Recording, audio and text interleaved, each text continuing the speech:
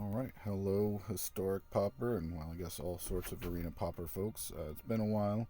Had some personal issues going on, still going on. So I find myself in a unique situation where, excuse me, I've got a little time to review some decks, and instead of going into, you can see my highlighted green beatdown, which is what I'm usually playing.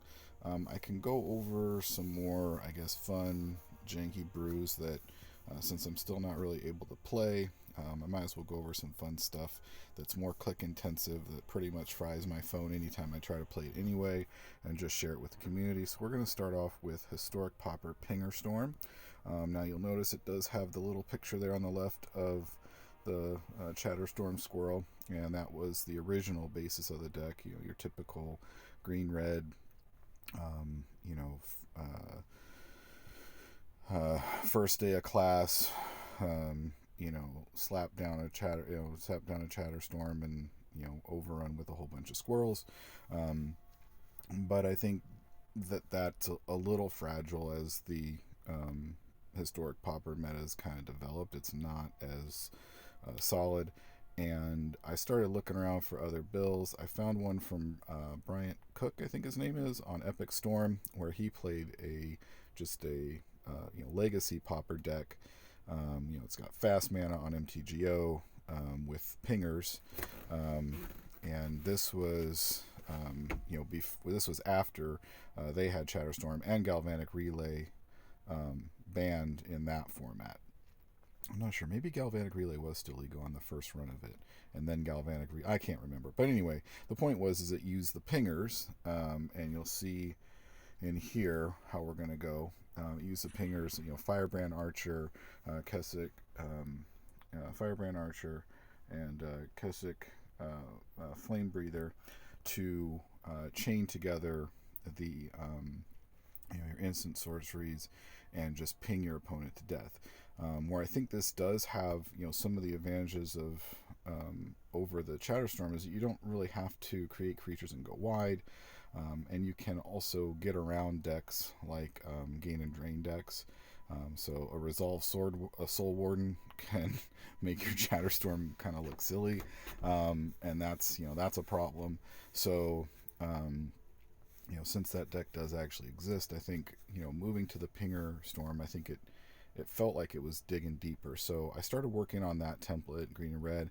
Eventually, I landed on adding blue because I felt you needed more cost reductors. So green and red, you've got Anarchomancer, but then you also need to get Electromancer. Get a couple other copies of those, and that gives you the ability to reduce all your spells. We recently got your extra copies of Reckless Impulse. I don't have a fourth copy yet, so I don't know if I need it. And then we also got Faithless Looting added to Historic Pauper, so that's an obvious addition. Other things that help you go are Seize the Spoils. You're just going to be cycling through your decks. Initially, I added blue because also it works really well of one mind. You don't have a lot of creatures, but you do have a good balance of humans and non-humans. All your pingers are humans, all your cost reducers are non-humans.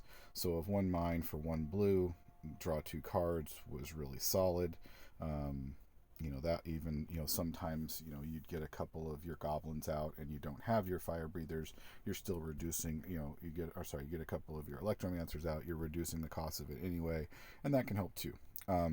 But that's gone away. I've kind of left it on the back burner in case we do end up going bigger blue, but this is still mostly green red. It does need just a splash of blue, I believe, because you still need those electromancers. You want some extra cost reducers, but it's the absolute minimum blue splash. You also want the blue in there to give you the sufficient count of bridges, because that's going to be your main accelerator.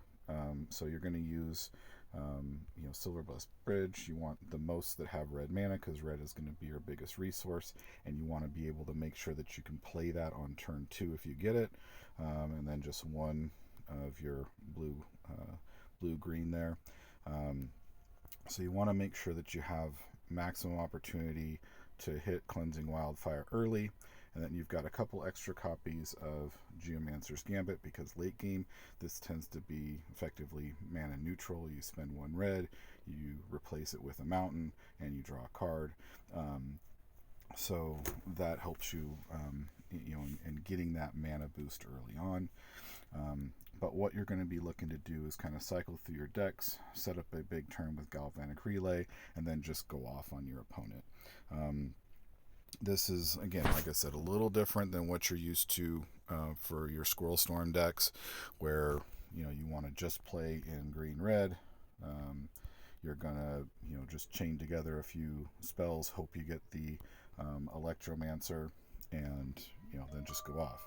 Now, if you want to stay in green-red, I do use this one, which I've been really happy. This has been, I think, one of the nice all-stars, especially if you're gonna not take the Pinger approach and go in just straight Squirrel Storm. Adventure Awaits is really cool, because you gotta have a cost reducer. You gotta get your Anarchomancer. So this is really good at digging deep, finding that creature. If you play with other creatures in a green-red build, like Jewel Thief or things like that, you can get those, and they give treasures and kind of help your mana, so they're pretty solid there. But in this deck, it's great.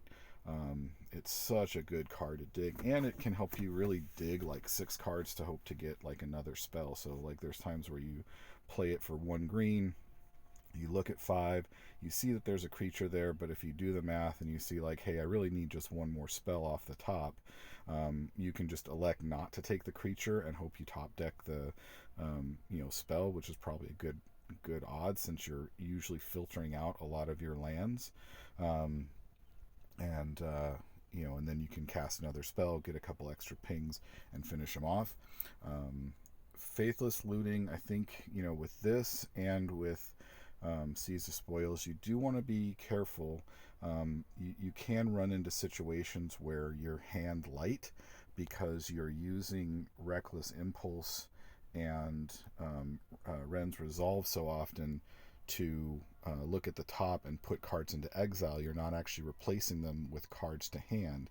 So that was one of the other things that was really helpful with something like Of One Mind, or if you go deeper into blue with like Frantic Search and Compulsive Search,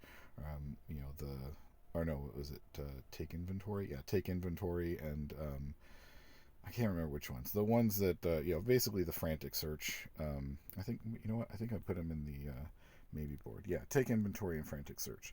So if you go deeper in blue with those, and you have a higher blue count and you want to skew towards blue a little bit more, you can do that. I haven't really tested it too much, and I think it's better probably to stay more towards red. However, if you do that, you can net a lot of cards back into hand, and sometimes that can be, a little bit more helpful when you're running things like, big Seize the Spoils or Big Score if you run that, or if you, again with your Faithless Lootings, because you have so many cards in hand. It's just something to kind of keep an eye on and make sure you have that good balance, that you're careful, and that if you're exiling, putting a lot of cards into exile, that you do have sufficient cards in hand to make those cards that require discard still work well, or else you end up just kind of casting a spell for no reason. If it's just to get your storm count up, or it's just to finish with Pinger, sure, that's great too. And the flashback on Faithless Looting, I still think it's makes it a really good card, but just something to think about if you find yourself kind of in that zone where you don't have enough cards in hand. Check on blue. But this is kind of the core that we have. Very small blue splash, but you can adjust it to go bigger if you find it in need of more. But really, the main core is just mostly red, small splash in green, because Electromancer is the better of the two cost reducing spells.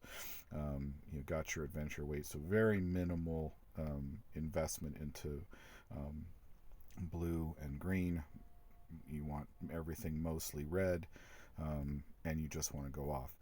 So hopefully that kind of gives you a good starting point of where to go with this style of Storm, and I hope you like it. I see if we can get some games here coming up for you to take a look. So hope you enjoyed it, and hope to see you guys soon.